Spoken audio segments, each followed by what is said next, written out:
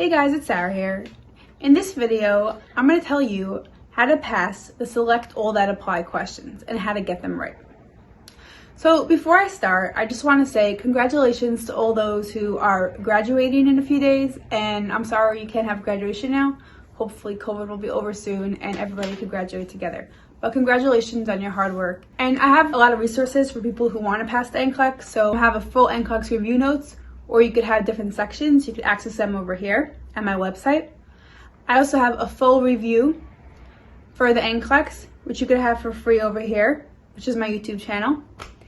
And then also what I'm doing is I'm starting a Facebook group. So every day I'm going to post like NCLEX questions and like tips on how to pass the NCLEX throughout the week. So you could join that over here. So to start, Select All That Apply questions are really hard. They're hard for even nurses who are done with the NCLEX. The reason why they're hard is because it's not like you could do the process of elimination. You can't just be like, oh, this one makes the most sense, so I'm going to stick with that. Because they all could be right, they all could be wrong, or just some of them. So it's very hard to like cross one off or know for sure it's that.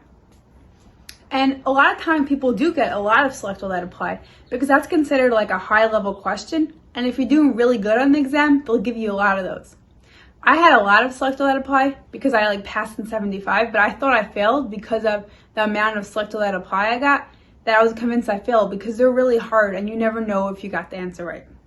So here is a tip on how to pass those and how to solve those. And we're going to go through some questions to show you how to apply that tip. So the tip is like this. When you do your Select All That Apply, you should go through each answer as if it's like a true or false. What people do is that they compare. So they're like, oh, this one's for sure, so now this one might not be, or I'm not sure about that, but I know this one's for sure.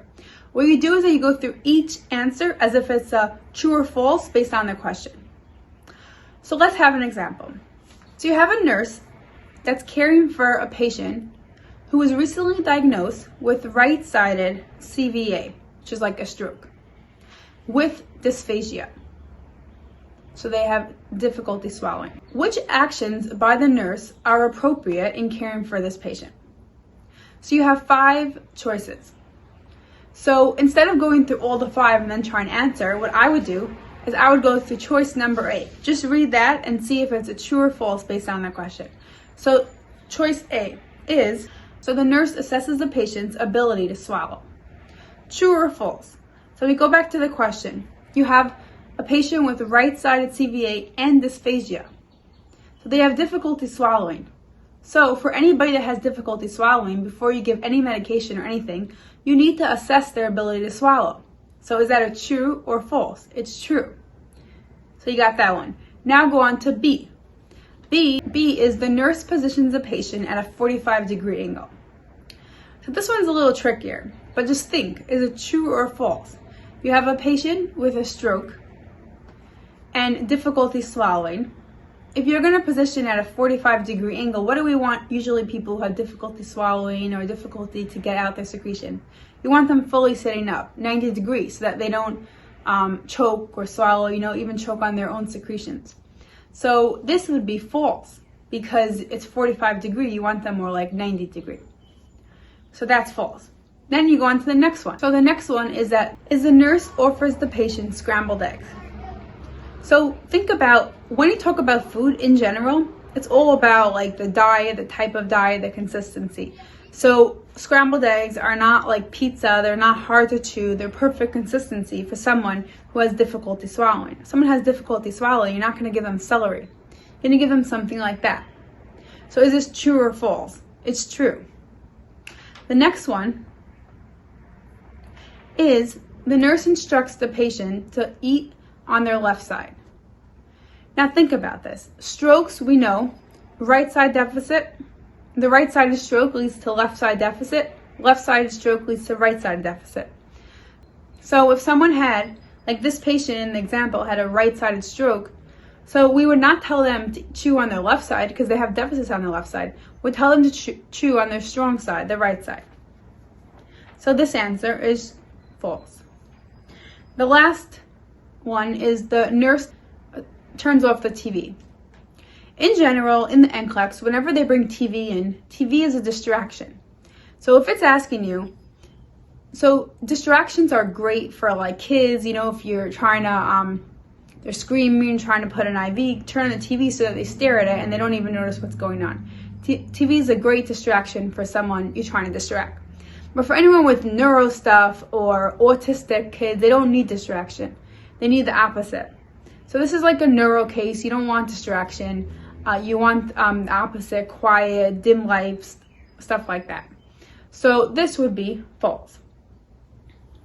So as you see in this example, if you would have compared it and not done it this way, like let's just say you would have compared, so let's say we look at all these answers. So we know for sure that the nurse would assess the ability to swallow, because that's the easiest, because in the question it said that the patient had dysphagia. So you know that you would have to assess swallowing.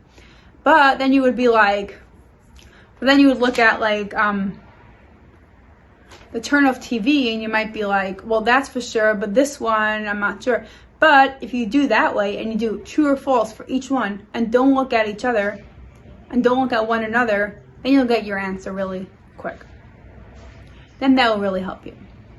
So now let's go on to one more example to see how we apply this and how it really works. Okay. So the next question would be as follows.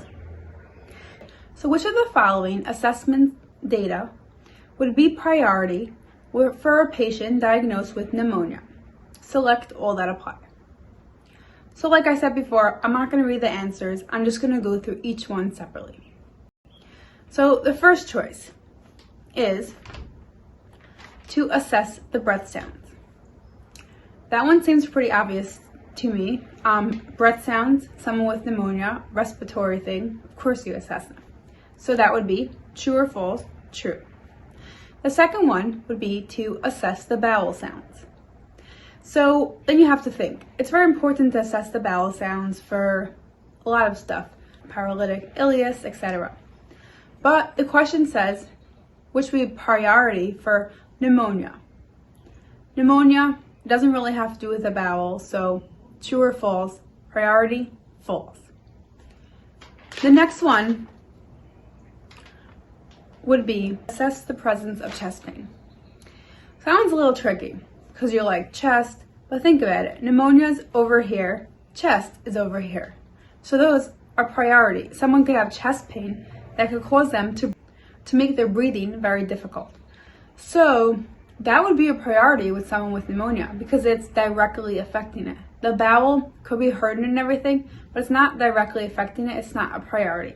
It's not making them not breathe well, etc. So that would be true. The next one would be to assess the presence of peripheral edema. Peripheral edema is very important to assess for, but it doesn't have to do with pneumonia. Pneumonia doesn't directly cause peripheral edema. Pneumonia causes respiratory stuff. So that would be true or false, priority, no. Okay, so as you can see from these two questions, is that you shouldn't look at select all that apply, look at all the answers, and then decide which one.